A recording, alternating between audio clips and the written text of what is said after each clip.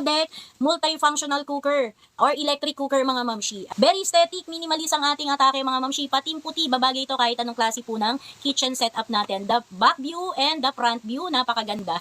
Ayan. Sa atin naman pong lid cover, tayo po ay naka-transparent glass sa kanyang lid cover. So kitang-kita po natin ang mga pangyayari, mga proseso ng ating pagluluto. Scalding tayo sa kanyang pinaka-handle. Di na kailangan ng pot holder, hindi tayo dyan mapapasok. May kabigatan yung ating glass. Ramdam mo ang bigat, hindi tayo putyo-putyo. Ayan, mabigat talaga. Maganda ang quality, I mean. So, ang inclusion sa ating package tayo po ay may pa-user manual. Tatlo kagad ang previous na kasama din ng mga mamshi bells. So, tayo po ay may sponge. Meron din tayo dyang wooden spatula and yung ating serving sandok mga mamshi. Tatlong piece kaagad yung ating makukuha. Pagdating naman po sa ating plug po ay naka-regular plug lamang po tayo dyan. Ito naman po yung ating pinaka-foodie steamer. Made of stainless steel tayo dyan. Kilala naman po natin si stainless steel. Napakatibay. Hindi po siya nangangalawang. Mahabang panahon po natin siyang kinabangan mga mamshi. Naka-double ear din po tayo dyan. Scalding, hindi nakakapaso. No need na ng pot holder. So, carry tayo makapag-steam din ng mga mamshi para healthy.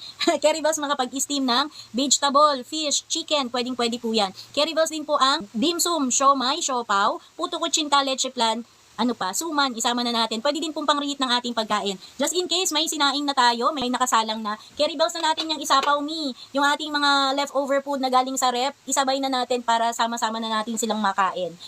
Ayan. And pagdating na naman po sa pinaka-cooker naman po natin, meron din tayong double ear. Scalding, hindi nakakapaso, no need ng pot holder. Pagdating po sa ating pot, non-stick material tayo dyan. Minsan, ito po ay gamit na gamit namin, pero sa ngayon, mga ilang buwan na siya. Hindi, mag-iisang taon na din to mga mamshi bells. Wala pa siyang sign of usage. Ayan.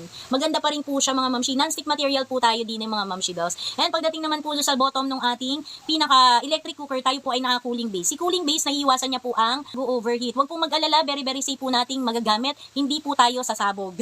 Di na mga mamshi. Safe po yan. Cooling base po, napoprotektahan niya po yung ating electric cooker. Ayan, pagdating naman po sa ating power gear, tayo po ay may dalawang klase mga mamshi. Kasi dalawang klase po yung ating size. Depende dun sa size yung ating power gear Ayan, hanggang 3 gear tayo din ng mga mamshi bells. Off, yung first gear po natin, pag 3 liters po yung ating i-check out, naka 350 watts, tapos 650 watts, tapos 800 watts. Kung tayo naman po ay mag 4 liters, ito po ay naka 450 watts, 700 watts, 1000 watts. Sobrang tipid sa kuryente nito mga mamshi. Carry bells, 6 times a day kang magsaing.